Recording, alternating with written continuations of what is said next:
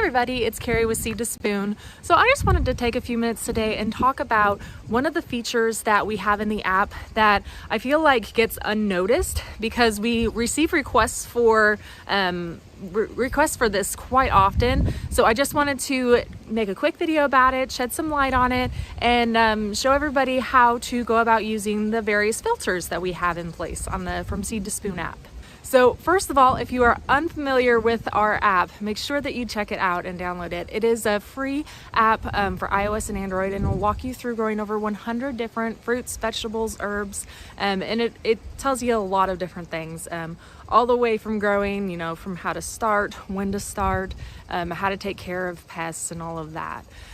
So one of the ways that we try to make it easier for you to filter down and decide what to grow is by having a bunch of filters on the main page. So because there are so many, different fruits, vegetables, and herbs on there, having a search bar up on top, I feel like is completely necessary.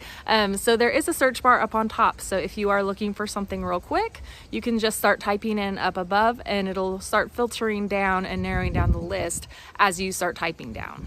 One of the most common requests that we get for the app is actually a way to filter down plants that you either have in your garden, or just by narrowing down a certain specified group that you guys want to choose. So the way that we have this in the app is we have a favorites for you to mark. So whenever you're on the main page, if you're scrolling down through all of the plants, you'll notice that there is a star to the right of everyone. If you press that star, it'll highlight it.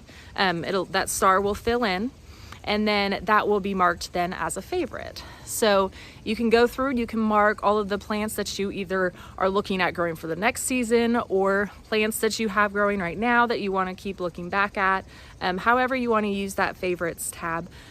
So you just can go through, mark all your favorites, and then on the very bottom where it says filters, if you click that, you can then tap favorites, and then it will pull up just the list of your favorites. So just the list of the ones that you have marked as your favorite plants. A few other filters that we have down on the bottom under additional filters, when you tap that, you'll see, so down below favorites, there are can be planted. So this is in your area. If you have any plants that you can go about planting right now, it'll pop up in this tab. So if you hit can be planted, it'll narrow it down to the list of plants that you can plant in your area at that time.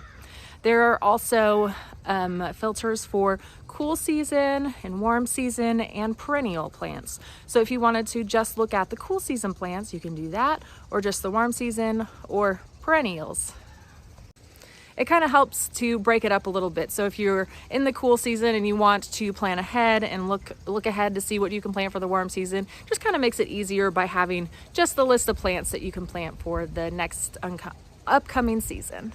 So my personal favorite way to filter on the app is by health condition. So up on the top, whenever you open up the app, so on the main screen, you'll notice on the very top, there are 26 different health conditions listed up there. If you tap on them, it will narrow down the list of plants to plants that are really good to plant for that health condition. So if you tap like weight loss, it'll pull up, just the plants that are really good for that, or pregnancy, it'll pull up plants that are really good for that. So those ones, I really love the health conditions filter. So the biggest thing that I can say though is when you do press those, it does take away plants that are not appropriate or don't help necessarily with that. But there is a clear filter button down on the bottom that you'll notice that's highlighted.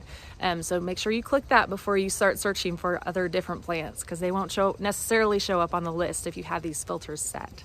So that's really about it. I just wanted to touch base a little bit on the different filters, especially that favorites tab, just to make sure that you are aware that that's there and how to use it. If there are other ways that you would like to filter down this list, let me know in the comment section and I can pass that along to Dale, and he can see if he can get some new filters added in if there's something that you guys are wanting. Thank you so much for watching and for downloading the app and for all of your support that you guys have shown us. We really appreciate it.